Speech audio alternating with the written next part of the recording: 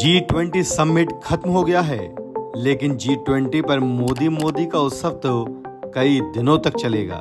मोदी भक्तों का प्लान तो इस गुणगान को 2024 तक खींचने का है। पीएम मोदी के जन्मदिन और विशेष सत्र में भी इसका डंका खूब पीटा जाएगा। बीजेपी को उम्मीद है कि G20 को एक सफल आयोजन बताकर 2024 के चुनाव में पीएम मोदी को कुछ तो माइलेज मिलेगा। लेकिन सवाल ये है कि क्या G20 जैसे आयोजन का किसी नेता या सरकार को कोई राजनीतिक लाभ मिलता है?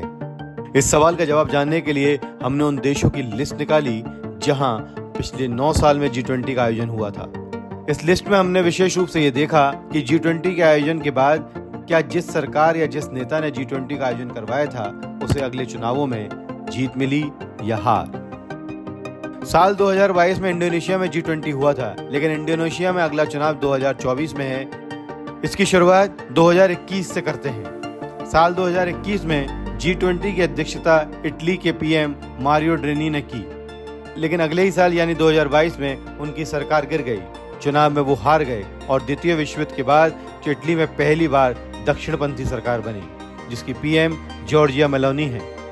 जॉर्जिया मेलोनी इटली की पहली महिला प्रधानमंत्री बनी। साल 2020 में सऊदी अरब में G20 का आयोजन हुआ।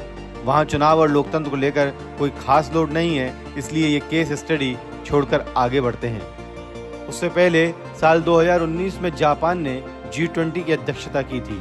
तब जापान के पीएम शिंजो आबे थे, लेकिन साल 2020 में स्वास्थ्य और बाकी राजनीतिक कारणों की वजह से उन्होंने एक साल पहले ही पीएम पद से इस्तीफा दे दिया था।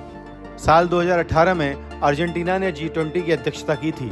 तब वहां के राष्ट्रपति मैरिसियो मैक्री थे, लेकिन साल 2019 में जब अर्जेंटीना में चुनाव हुआ तो मैक्री की पार्टी हार गई और अर्जेंटीना की जनता ने अल्बर्टो फर्नांडिस को नया राष्ट्रपति चुना। साल 2017 में जर्मनी ने G20 का आयोजन किया। तब जर्मनी की चांसलर एंजेला मर्केल थी, लेकिन जर्मनी में अगला चुनाव 2021 में हुआ तो मर्केल की पार्टी हार गई और 15 साल बाद जर्मन में वामपंथी पार्टी को जीत मिली। साल 2016 में G20 का आयोजन चीन में हुआ, लेकिन चीन में तो चुनाव का कोई मतलब ही नहीं है। साल 2015 में तुर्की में G20 का आयोजन हुआ। तब एर्दोगन राष्ट्रपति थे। वो 20 साल से राष्ट्रपति के तौर पर कायम हैं। साल 2014 में ऑस्ट्रेलिया में G20 का आयोजन हुआ। तब टोनी अबॉट ऑस्ट्रेलिया के पीएम थे, लेकिन 2015 में उन्हें पीएम की कुर्सी छोड़नी पड़ी। यानी 9 साल में 5 देशों की स्टडी देखें तो आंकड़े यही बता रहे हैं कि G20 का सफल आयोजन कुर्सी बचाने की गारंटी नहीं है, और जिस भी नेता ने G20 का आयोजन करवाया या तो उसकी कुर्सी चली गई या उसकी पार्टी चुनाव में हार गई। तो कुल जमा निचोड़ ये है कि G20 से चुनाव में कोई फायदा तो नहीं होता। अब सवाल ये है कि अगर फायदा नहीं होता तो क्या नुकसान होता है। इसे ऐसे समझिए कि G20 का कोई चुनावी गणित ही नहीं है, क्योंकि ये इंटरनेशनल इवेंट है और इसका किसी देश के चुनाव पर सीधा असर नहीं पड़ता।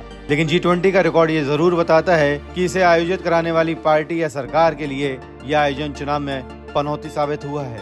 इसलिए पीएम मोदी को संभल कर रहना होगा और G20 की अपार सफलता को वो कितना बेच लें, लेकिन बाइडेन और सुनक सब मिलकर ही उनकी कुर्सी नहीं बचा पाएंगे।